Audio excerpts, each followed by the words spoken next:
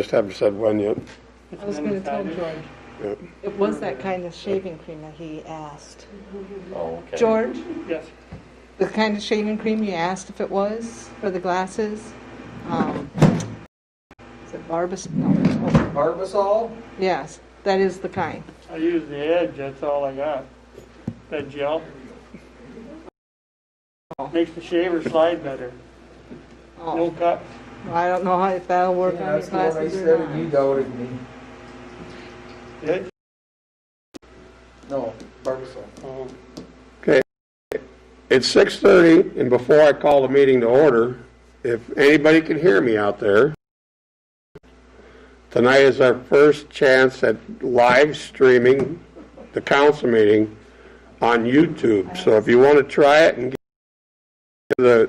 give a call back how it works, just go to the same page where you see the YouTube recorded council meetings. So, on that note, I'm good. I'll call to order the regular meeting of the Tracy City Council for Monday, June 8th. If you stand and join with me in the pledge. I pledge allegiance to the flag of the United States of America and to the republic for which it stands, one nation under God, indivisible, with liberty and justice for all.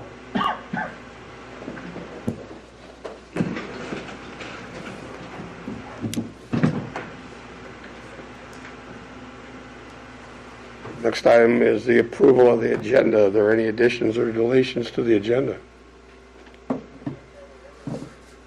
Motion to approve is written. Second?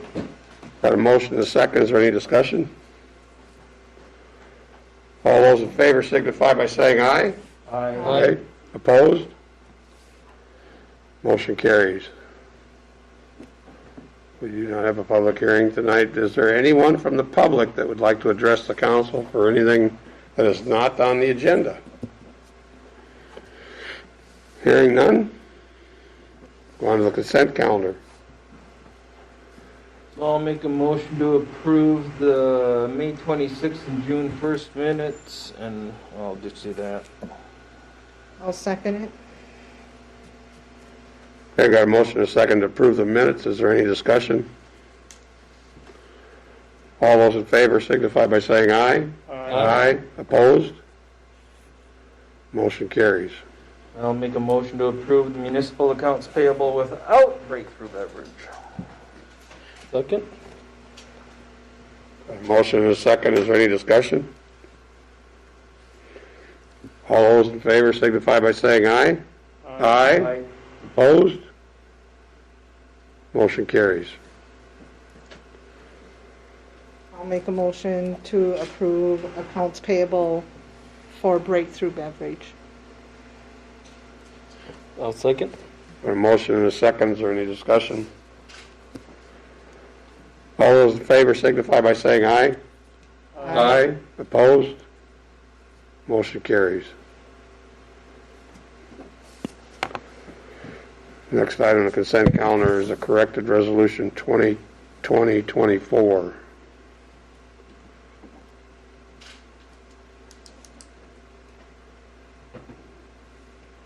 I'll make a motion to approve the corrected resolution 2020-24.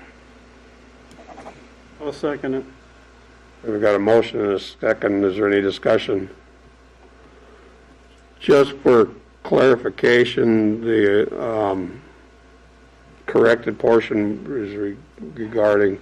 Well, what happened is we had an original resolution that had monthly payments in for the liquor store, and then we changed it, and I talked about the annual payment, and we changed it and didn't get the corrected version in the packet. So this reflects what was talked about in the council meeting, where we have an annual payment, two payments, one at the end of 2020, one at the end of 2021. So it's what we discussed. Okay, that's what I thought. So, any other discussion?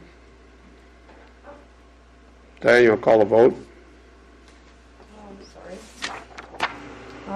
Teagues, Aye. Tao, Aye. Shones, Aye. Landite, Aye. Tony Peterson. Aye. Motion carries. Next item is the consider setting a public hearing date of June 22nd for a non-conforming use permit.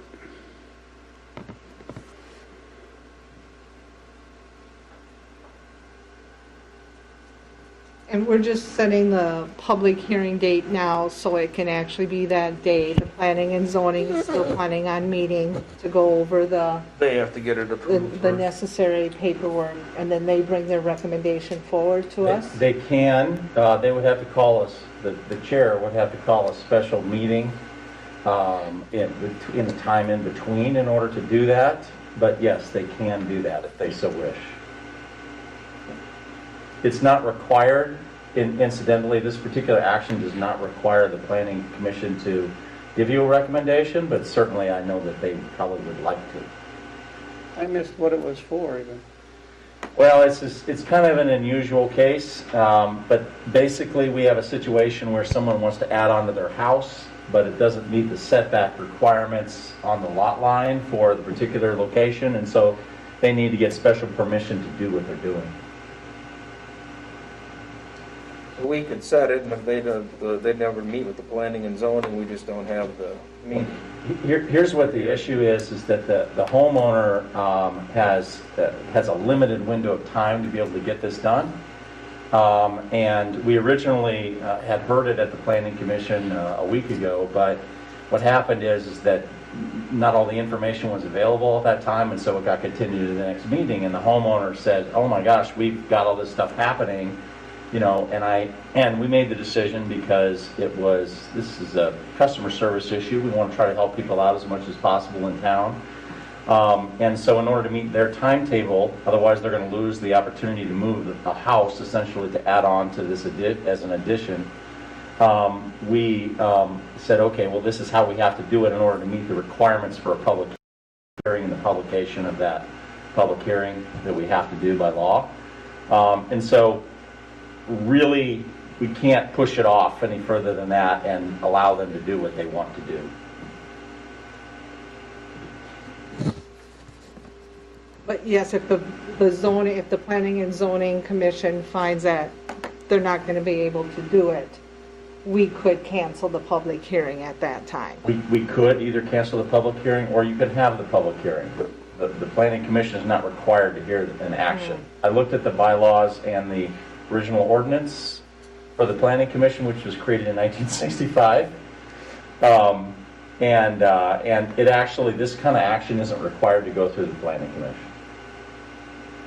So even if the planning commission doesn't recommend doing this, we really can't go forward with it either. You can go forward with it under any circumstances. At the end of the day, the Planning Commission only provides a recommendation.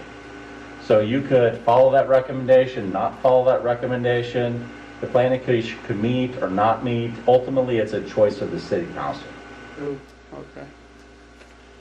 They're a recommending body in this case only, and it's advisory, and it's not required.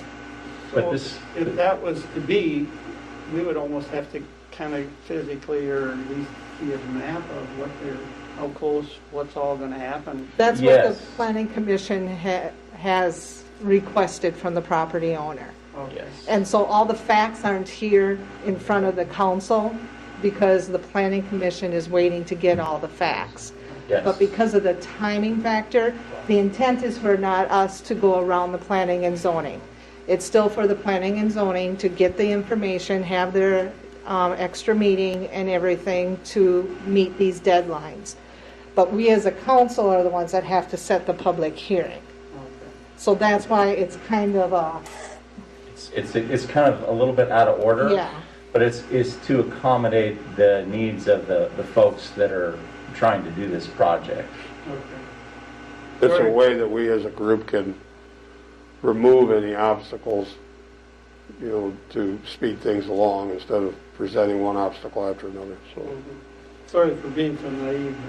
Nope. No. There's nothing naive about that. I had to look it up myself this afternoon because I wasn't sure how to do it, so. But all the action you see in front of you is just to set the date for the public hearing, which can be canceled or changed or done or whatever you want with it. That's all you're doing is just setting the time. The only thing is the property owners has to pay for the publication and the notification So they have to pay for that. I don't know if you'd want to cancel it. No, we don't want to cancel anything. We need to move Yeah. forward with this. Yep. Yeah. Yeah. Then, once we set it, we set it. Yep. Yes. Yep. That's right.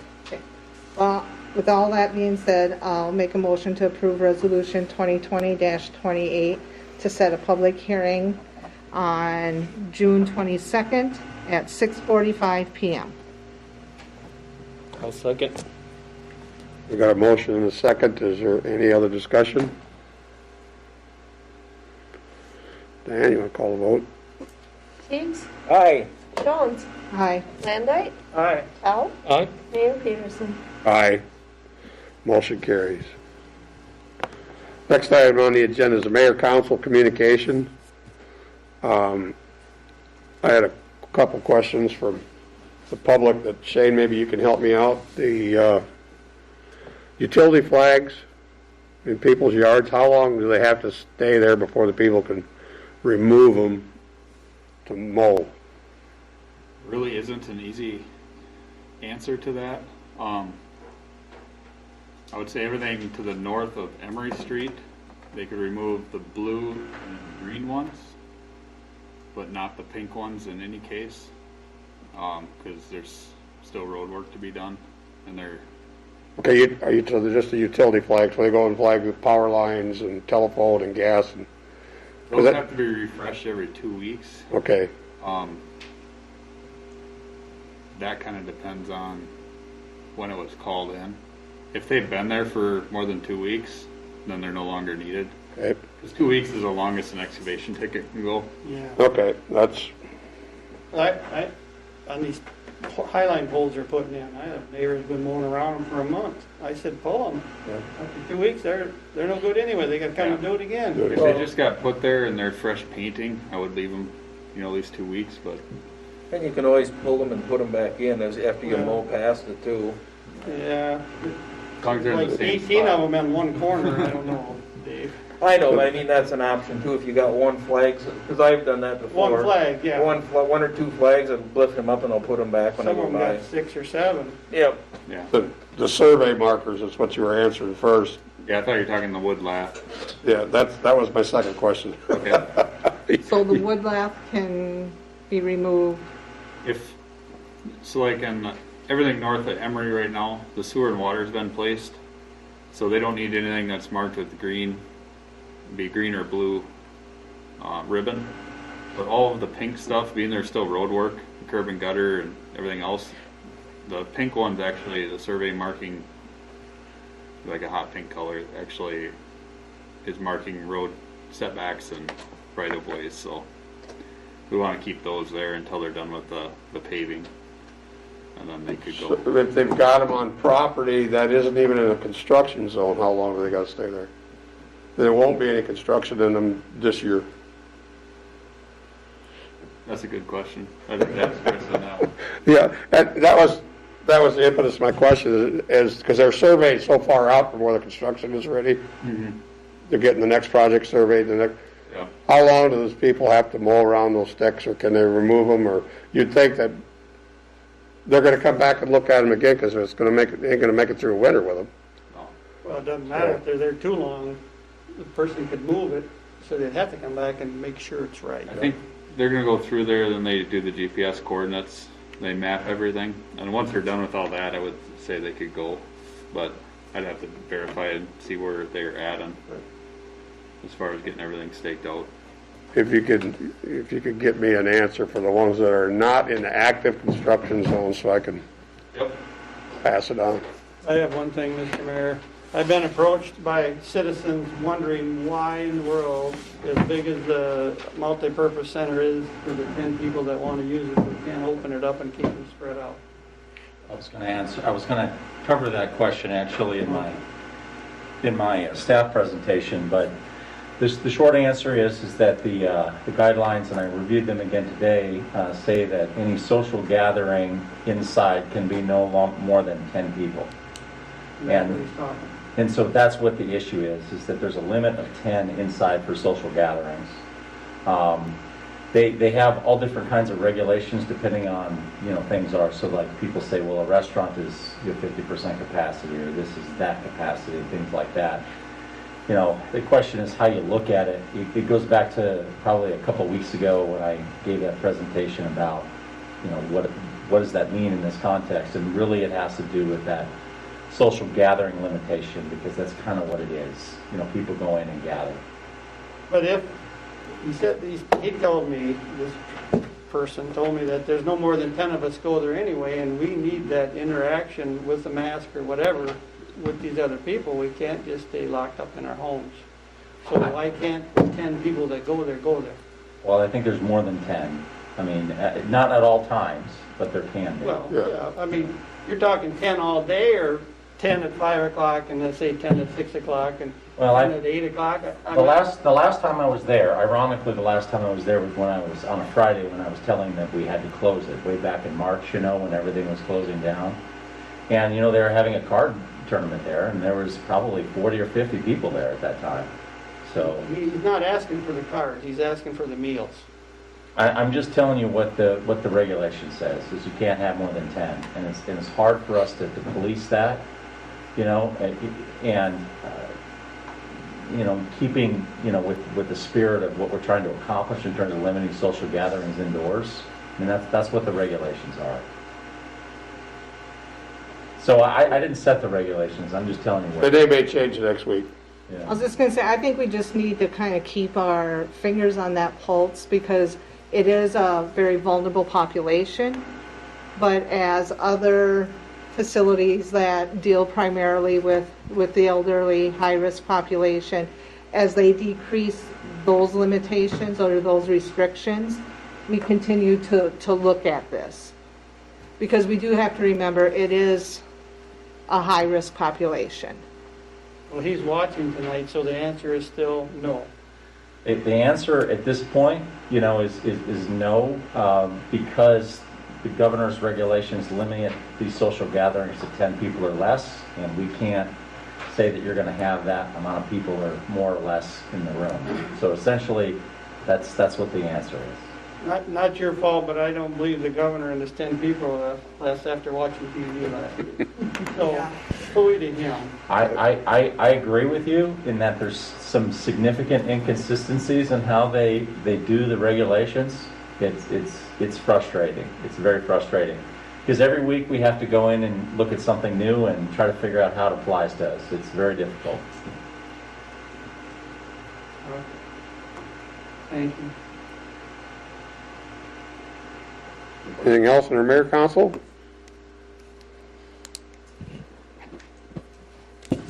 Staff reports, street conditions. I get this one. All right, I'll come over here so Diane can hear me on the minutes. So the working budget meeting, there's some discussion on, road maintenance and, when we're gonna start working on, various roads in town, and there's kind of a long-term plan on what streets will get rebuilt and which ones aren't in the next near future. Kind of put it together, and we're looking for is kind of what the council is looking for street conditions in town. Really nice. Cover don't reach that far. Give it to Dave, he'll push the button. Hey, do I need to hit enter or? Just wink at him and then he can push the button. There we go. So that's why we're here. So road maintenance, it's been an issue for several decades. It's nothing new for Tracy.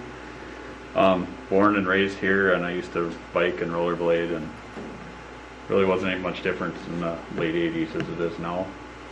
I would see more seal coating happen in the previous decade, but as far as reconstructs, we're probably doing a lot more now than we ever have, which is long overdue. The biggest thing is city council members at the budget meeting were concerned about the road conditions. at the workshop last week. It's kind of why I put all this together. The citizens, I guess we get complaints. I'm sure the council gets complaints all the time about getting better road maintenance. Nobody likes potholes, and improve usability and safety. Then you're thinking, how are we going to improve the road conditions before the surface becomes unrepairable, which is where a lot of the roads are getting real close to right now. So I kind of rated, I do have some pictures here in future slides, but I kind of rated the roads in 5 different categories. So we have excellent, good, fair, poor, and bad. And then that's past bad, but once it gets to bad, it's pretty much a reconstruct. Very seldom can you mill and overlay, because usually the base is starting to get unstable also. So your excellent conditions can be free from cracks, minimal surface wear, generally less, in town right now, generally less than 5 years old. This is on 4th Street East. It was done in 2017. This is what I would call excellent. And then good condition, you're gonna have minor cracks, minimal surface wear, usually around 5 to 8 years old. We actually have that on 4th and Morgan project. Would be a good example of that. It's due for crack sealing and seal coating already. It's been there for 5 years. You can see the cracks here. This is right out in front of City Hall. That kind of appeared small last year, but it got bigger over the winter. So we want to get after these before they start falling in the fair condition, which you're going to have more cracks starting to form off of the main cracks that formed in a few previous years. Generally in fair conditions, overdue for crack sealing, seal coating, and chip sealing. They're kind of around the 12 to 20 years old. It depends on how much maintenance was performed, and if the road base is decent, if it had good drainage, everything kind of falls into play there. This would be kind of fair. We can still fix a road that looks like this. That road that's taken by MnDOT on the northern part of 4th Street East. That's still, it's not alligatored out yet. It can still be crack sealed, and it definitely needs to be seal coated because the aggregate's really starting to show on it. It's breaking down. Excuse me a minute, that road that's going north of 14 where MnDOT uses and stuff? Yeah. Are they gonna help pay for some of that since they use it with their heavy equipment? No. And is there a reason why not? They're a taxpayer like everyone else. MnDOT? Yep. And then they would be, any road that gets assessed, they'd have to pay the special assessment and everything too, so. Got another one, Shane. When it's, the road's in fair condition, let's say we do seal coat it and crack seal it, how much longer can we generally get out of a road like that? You can make a road, if you stay after it, you can make a road last 40 to 50 years. But if you let it dry out, it's going to crumble. And When you say stay after, is that every 5 years, every 10 years, or we'll just get into that as far as keeping that. I have that in a Okay. few future slides here. Your poor condition, I would say Front Street would be a good example of that. We're starting to alligator on the edges. Well overdue on maintenance, like that one. I think it was last seal coated in like 2008 or 2009. Could be possible to prolong them. Generally, you got to put like a heavy seal coating, and that thing can buy you a whole lot of years, but it's going to keep it from completely falling apart. The road base is good. You could mill and overlay it. Out there, it's kind of a drainage issue too. That's creating the alligatoring. The road's moving all the time because it doesn't have tile along it. Like all the new roads that were put in probably 2007 and later have tile draining the base, which is also where the interceptor lines are tied in for sump pumps. That helps keep that road base drained so we don't have frost heaves and that going on. you know, generally get the poor condition, they're kind of neglected. I wouldn't say they've been untouched for 20 years, but maybe got one seal coat in the last 20 years. And then poor condition, this is actually Greenwood Avenue. There's actually little indentations around each crack where the crack's actually starting to form deeper. And then what happens is all those little pieces actually just crumble away. They're not crumbled yet, but you have to put like a slurry coat, seal coat on this. And when you get to that point, then you're going through 2 to 3 times the oil to cover it, because it's going to soak it in so much. And you still have an elevated road underneath it. This is one of the roads that it's in a future project, but it's probably 10 years out. And in 10 years, that road won't be there. It's going to look like one I'm going to show on the next slide. So bad condition, it's pretty much too far gone to, you know, there's no durable surface there. The base is compromised. Potholes, major potholes have formed. Patching has been done. You know, some of these roads will plow the roads in the spring, and we got to go clean asphalt out of people's yards because the windrows are right off the street. They'll need to be reconstructed. Some of them are almost getting to the point where we're at the mill and turn to gravel because there's nothing left to do anything with it. This would be a good example. That's actually those darker areas, you know, down here. It's almost like a ground down asphalt. It's just disappearing, and you can see we've tried to smear some hot mix in this road just to keep it intact. You know, so we didn't have gravel, but you're looking at, you know, a couple $1,000s a year in a few blocks just trying to keep that one road intact so we can still plow it and not have to deal with mud holes in the spring. Would that be a good road to this mill to get us down the road 10 years? No, there's no base in it. And that's part of the issue there is the base is gone. So you actually watched, we drove one of our trucks over and you can see the deflection in the road. Once it gets to that point, there's just nothing there. All the silt and stuff that goes into those cracks over the years, it just destroys the base. If that road is 10 years out being fixed though, we can't just neglect it for another 10 years. Yeah, this is past one's First Street East. I think this one's probably 5 years, 6 years out. They have to do center before they can do anything east of center because of the sewer depths. Everything in kind of the Union Street,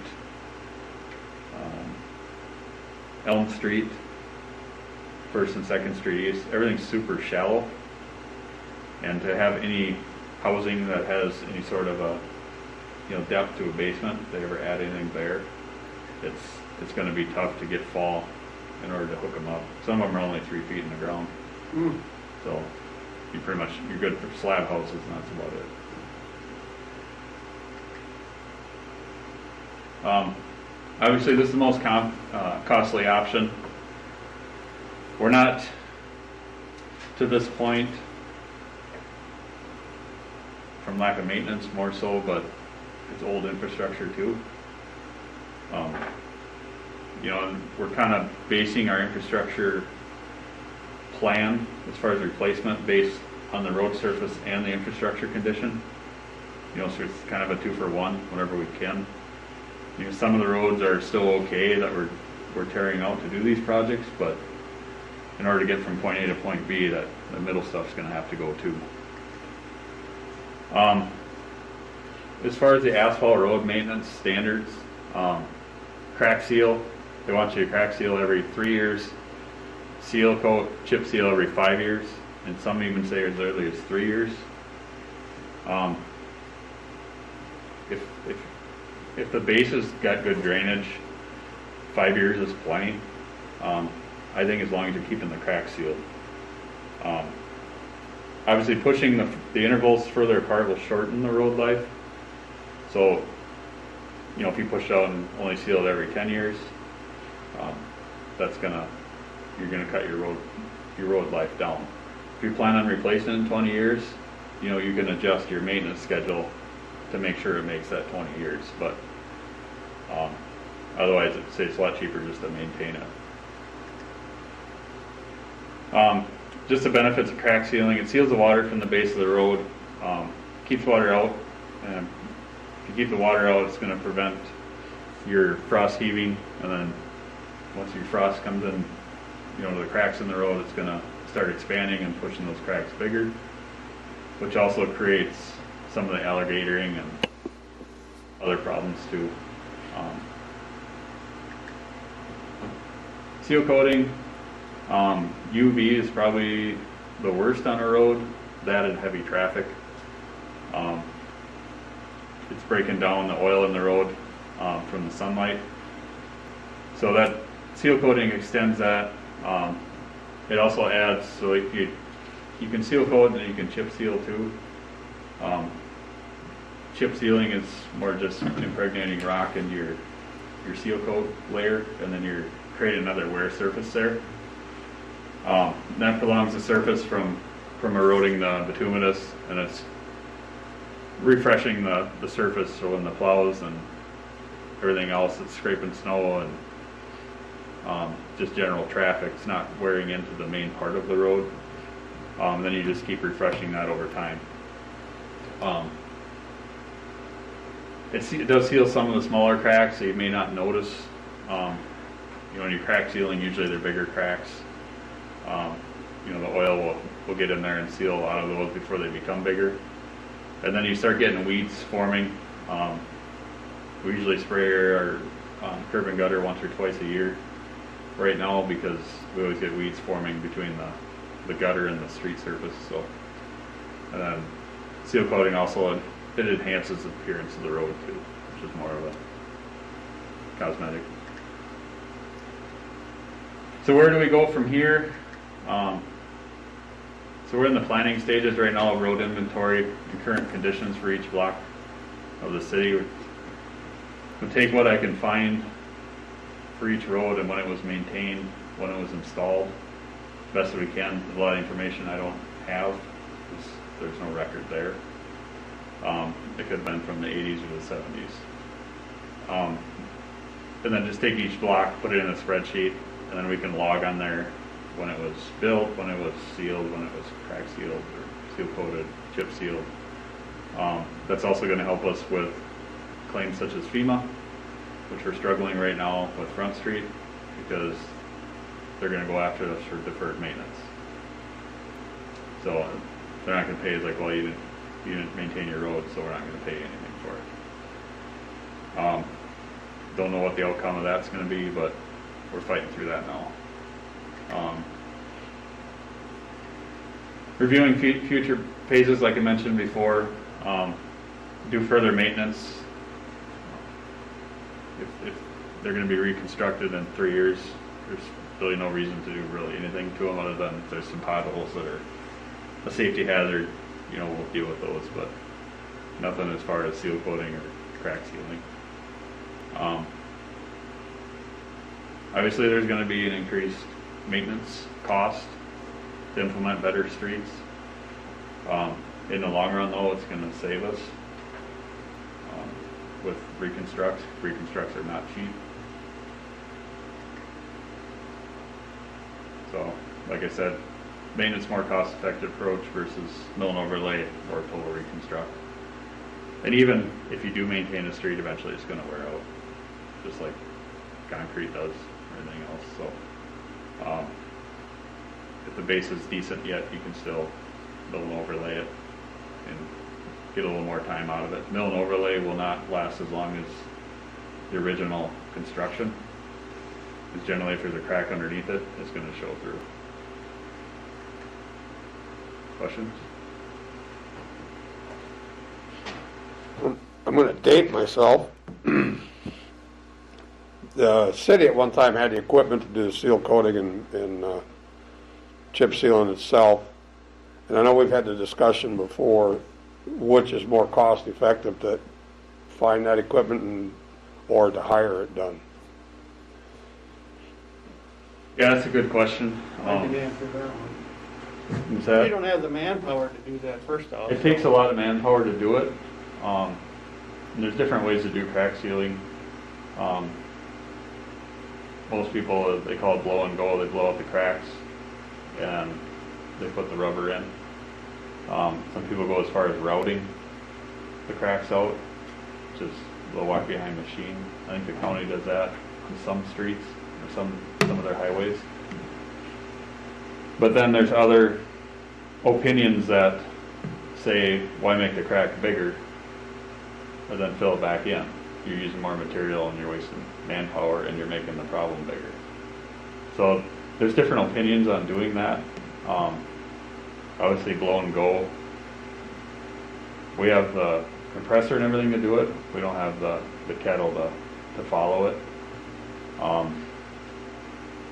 Chip sealing, we used to have it's kind of like a trough that went to the back of the dump truck that put the chip sealing on.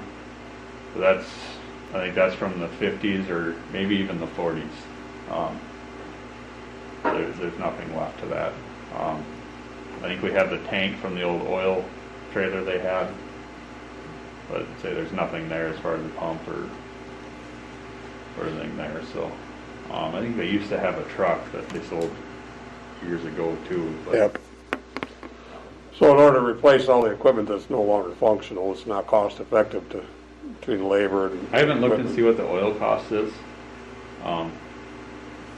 I've had initial conversations with a few different road contractors as far as, they just want to kind of know what areas to get quotes on. It's all kind of depending on how far gone it is. If it's a really dry road that hasn't been, touched for a while, it's going to need a lot more material, so they're going to price it accordingly. Just kind of initially looking at it, it's about 1,000 gallons will do, I think, 2 to 3 blocks on average, based on square footage and the average depth or width of the roads in town.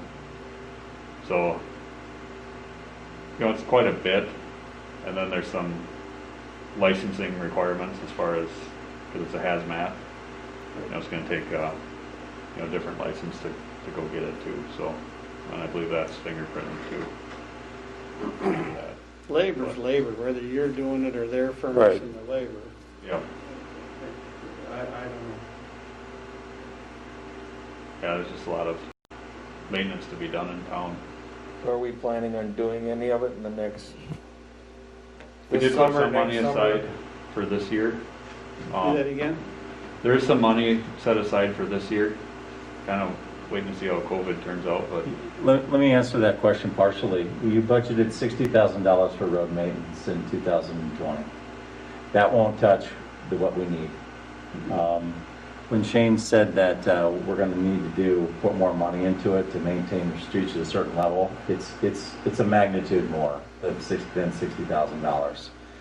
How much that is exactly, that's a question that's to be determined.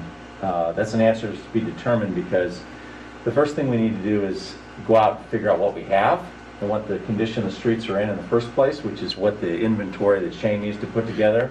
Literally every block. Yep. You designate, okay, well, this is a good street, this is an excellent street, and then what needs to be done with it, and then you create a plan, and then you know how much it's going to cost to seal coat it or crack seal it or whatever.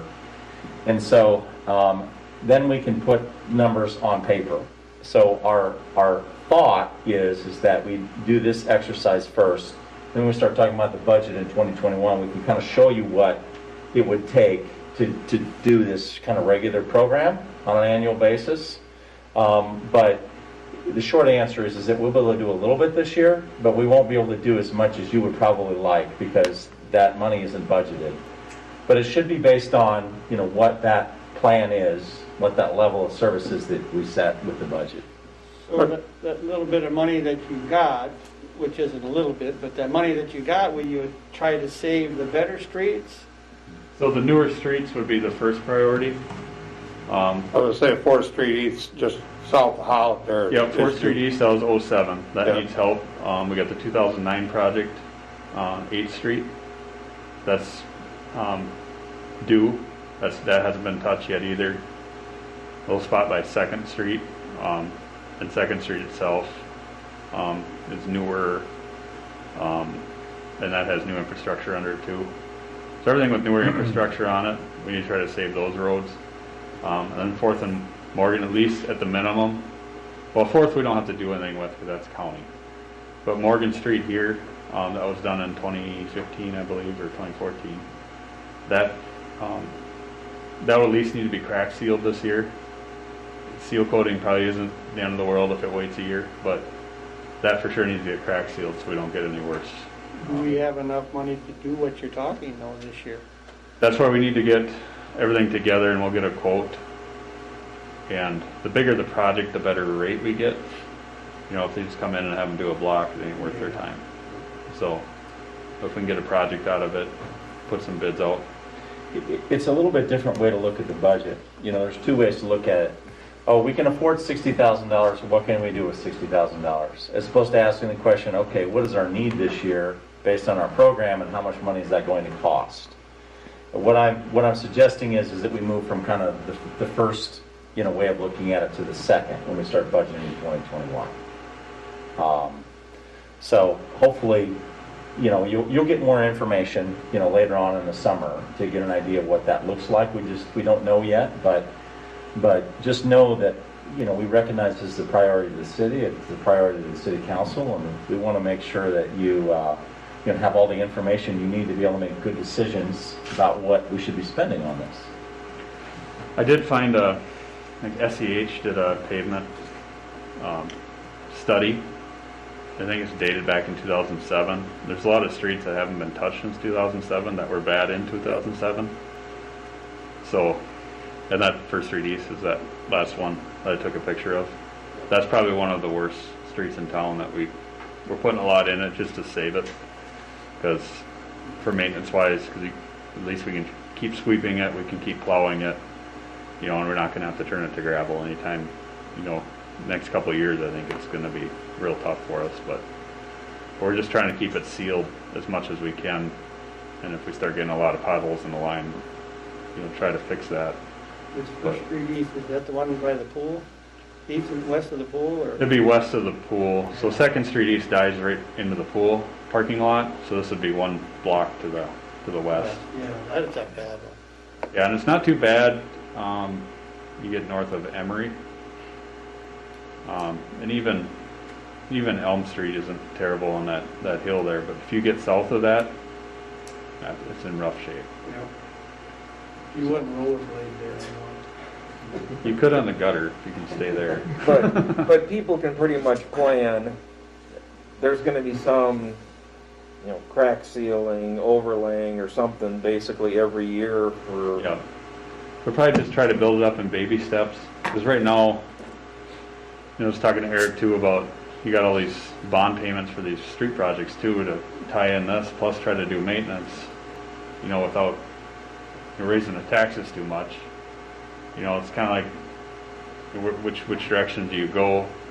You know, you're gonna get a lot more out of the reconstruct because we have grant money going into it too, but you don't want the rest of the town to fall apart around us either. So, Well, I'm glad to know that the newer streets that we put in that are needing it are on your list on the radar, and we need to keep, because we're not going to dig them up again. I mean, you're not going to dig up Morgan, put any more infrastructure in there. Let's make it. So and 5th Street East in front of the hospital, that's getting pretty tough Yep. too. That's going to need to be seal coated. You know, we just don't want to lose a newer street, you know, because of lack of maintenance. Yep. Get it on the list. So. Good idea. All right, that's all I have. Thank you, sir. Any more questions for Shane? Thank you, Shane. Yeah. I got a few odds and ends just to follow up with the council on.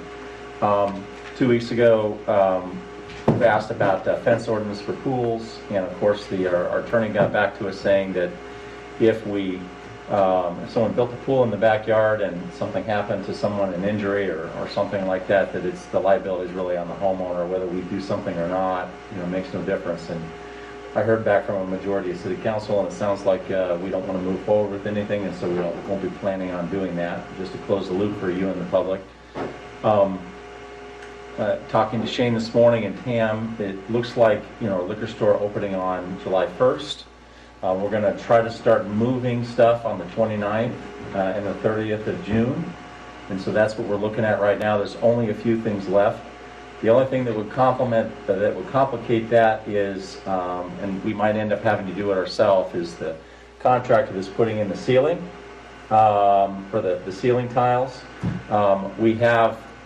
That has to be connected to the lighting because the lights are hung from that drop-down ceiling, and so if we can't get that guy in a timely fashion, we may end up having to do the labor ourselves, and we'll decide that this week. But that was the big thing that was holding us up so far. We also might delay some of the concrete work in the parking lot because we can get in the building even if it doesn't look that great, and so we can delay that if we have to in order to get it open as well. So we're looking at ways to make sure that we meet that deadline on July 1st. Just wanted to give you an update on that. So I've been asked, how long will the liquor store be closed? I don't think we're going to People try. want to know. We're going to try not to close it at all because we have two computers. The issue is going to be is what do you do with the inventory? How do you split it? And making sure we have a computer system to be able to take orders. We have two computers for that. If we can get enough overlaps, we have two computer systems running at the same time, we shouldn't have to shut down. I would say at most it would be a day, but I can't say for sure. At most it might be the 30th of June, but our goal is to not close it at all. But I'll give you an update on that. Do you have anything else to add about We're that? on a weekend. What's that? We won't close it on a weekend. Heck no, no Yeah, weekends. That's going right into the 4th That- of July, yeah. though. That would be Friday's a holiday. the 29th is a Monday, the 30th is a Tuesday. You're going to start to see some, I know the signs were ordered today, and, we've got the signage for the side of the building as well. I think it's going to look pretty nice. We're going to And- start the creek too up by the building and work out. So if at minimum, if the weather doesn't cooperate, we're going to have to do that in a few sections. But if the weather don't cooperate, at least we have some concrete in front of the building because they're not going to be able to get in there right now if there's a 7-inch drop in front of the door. So So that's kind of where we're at with that, just to move through a couple other things real quick. We are streaming the meeting, as the mayor said, on YouTube, and that cost us nothing. We figured out a way to do it with no cost, and so that's pretty exciting. So in addition to Vast and Charter, you can also see it on YouTube. Councilmember Landon already asked about the, how the COVID affected us. We are going to open up the gym here for walkers who want to come in and walk around. We don't really feel comfortable yet, based on the guidelines, to open it up for just people coming in playing basketball because it's kind of amusing actually to me. But they're starting to do some basketball camps and things like that. The school is going to do that here at the VMC. And part of their regulations that the school put out were that for when you play basketball, that you can shoot your own basketball, but you can't pass the basketball amongst the players. So that's where we're at, and that's not the school so much as that's kind of the regulations coming down from the state. But that's where we're at, just so you know. And so that's going to be open. I was going to make a suggestion, and it's something we could discuss, I think, probably in the future. But I felt like, and I got feedback from several of you that the work session we had last week was pretty nice because you can kind of get this free flow of discussion about things amongst yourselves, rather than have on council meetings. And so I'd like us to consider adding a study session potentially right before the city council meeting. Might be 30 minutes, might be an hour. Not to repeat what's going on in the council meeting. We would do completely different topics, but so that we can share information like this pavement program, for example. And the council can talk about ideas and thoughts about things. And so we don't have to decide that right now, but I want to throw that out as a suggestion to the council for something to consider, because I think that it would help maybe to stimulate discussion amongst the city council and the staff. So I don't know if you have any feedback on that for me, but that's a thought that I had. It's a great tool. We've done it in the past, but they've went through the council meeting first in order to do the council meeting. As long as we stay out of that sandbox, Yeah. it'd be a good tool. You go fall back to that. We don't want to waste anybody's time by repeating the same thing, the meeting ahead of time. Yep. So, But at any rate, that's my thought. And that's, but pick a topic, whether it's budget or street programs or, you do whatever. one topic a week or something like that? Yeah. Yeah? Yep. In more depth, maybe? Yeah. A month. Or every, I'm like, oh, wait, now. when we meet is what I meant, not every week, because we only meet every 2 weeks. I understand that. But you're proposing to have, I'll call it a study session, Yeah.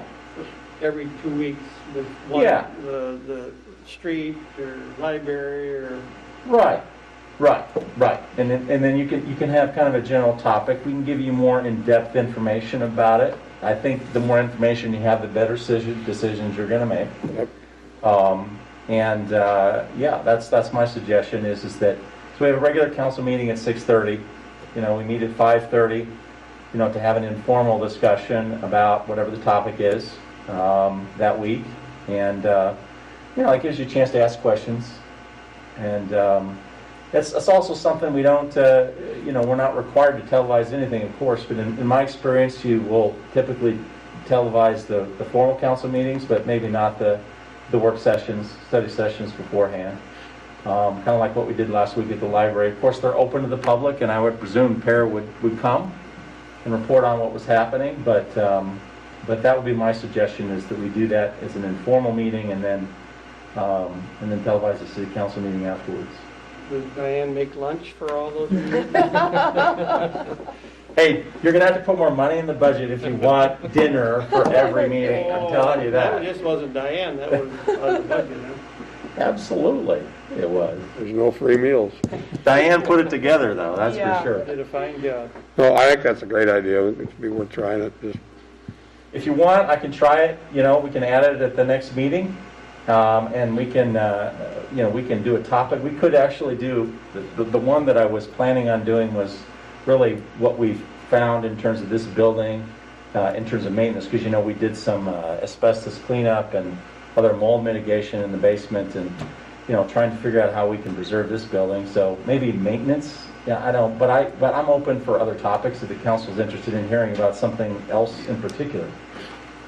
I think right now, because it's getting, budget season's coming up, and as we, at our last meeting, discussed, what we as a council and department heads and everything saw Yep. as priorities. Yeah, I think it's important that those would be the topics, sure. because we need to have more specifics to know what we're going to truly prioritize in the budget, Well, why don't we? because it's going to affect taxes. That's a really good point. Why don't we do that? You've heard some more about street maintenance tonight. We can pick another topic from that list of priorities. I need to get back to you as well as far as, wordsmithing the priorities, for you. And so I want to show you that as well. So maybe I could start there, get agreements amongst the council about what it is. And then we can pick a topic from that list. Absolutely, we can. Yep. I truly think if we do this, like you suggest, which I think is a good idea, but once we've been through everybody, we could go a month or two and rest or coast. We can. Have them come back in, because say Shane's coming through with the street projects once a month or every 6 weeks. That could get hard to do. They will be topics based on what the need is at that particular moment. It may not necessarily be just one department rotating through. It might be, At some point, I know that you're going to want to hear about, some of the financial changes, as a follow-up to the presentation I had a couple of weeks ago. What do we do for a new system? A new computer system. Do we need more people? Do we not need it? Do we want to spend our money on that? That kind of thing. It's just going to be, I think, dependent on the topic. But I think that focusing on the priorities of the city council makes a lot of sense. Well, and I want to say, and the department heads, because we do not know, say the financial system. Yeah. We would not put that as a priority if it wasn't brought forward to us. Yep. I think some of it's got to come from the staff and some of it has to come from the city council. Yeah. If there's a topic you're really interested in, you know, we can put together information on that, you know, whatever it happens to be. I don't think there's any rhyme or reason of it, but we can, focusing on the priorities because we're getting towards the budget probably makes a lot of sense. That would be the direction I would suggest Yeah. that we go. It's been too many meetings where we've said this is what we're going to do, and then we never talk about it again, never got it done. Yeah. So we've got something started here. Everyone seemed to be on board with it. Let's finish it up. Let's do the follow through. Let's set it down with which is number 1, 2, 3, how we're going to get there, and let's get something done. Yeah, I agree. Just for the purposes of the public, of course, we had a meeting last week, and that meeting wasn't televised as a work session, and you know there were 4 councils that you as a city council kind of decided were priorities. You know, one of them was housing, another one is maintenance, particularly road maintenance, a financial plan, and then kind of marketing the town, you know, for people to come and visit as well as live here permanently. And so those are the general topics, and you know we'll start with those topics next week and kind of present them to you, and we'll go from there. Next week, 2 weeks. Sorry, my fault. I'm going to have a meeting every week before you know it. Sure, And you're gonna like you it. want a meeting every week, he wants department heads here every week. And sitting between 2 troublemakers. Thank God you're there. That's all I've got, Mayor. Okay. Anybody else got anything for Does 5:30 Eric? work for everybody with their jobs and that? I'm looking at you guys. I didn't catch what you said. Does 5:30 work for everybody with their jobs and that? If we get them done before fall, I mean, there'll have to be a little break there for me. Yep. 'Cause We can always change the schedule. None of this is set in stone. Well, the preliminary budget is supposed to be done by, The preliminary budget per the charter has to be presented to you by the first meeting in August. And that won't be the final adopted budget. We will have to then kind of, we'll have an idea of what the numbers actually look like, because we won't know for sure what a variety of things like local government aid and a whole bunch of other things until the end of September. You won't adopt the final budget until December, but we'll have a meeting then somewhere in September and October to review it, and then another final one at the end of the year. Actually, you guys already adopted the schedule, so it's on there. but I mean, so a lot of these meetings will happen here this summer, Yep. is kind of what I was getting at for George. Yes, you're correct. Yes. I Yes. guess I'm good with it because I need to learn as fast and, You and me both. yeah, you probably got a little more learning than me. And I'm only saying that because you're really new here and you gotta run this place. I just sit here and rock a little bit and say aye or whatever. That's what I meant by that. I understand. I'm the one who said it. So I haven't heard a nay out of you yet. It's getting closer. If it wouldn't have been for this mask, I'd have had it out there. All right. Next item is Resolution 2027, approval of the off-sale liquor license for Casey's. Is that just their regular license? Yep. yes.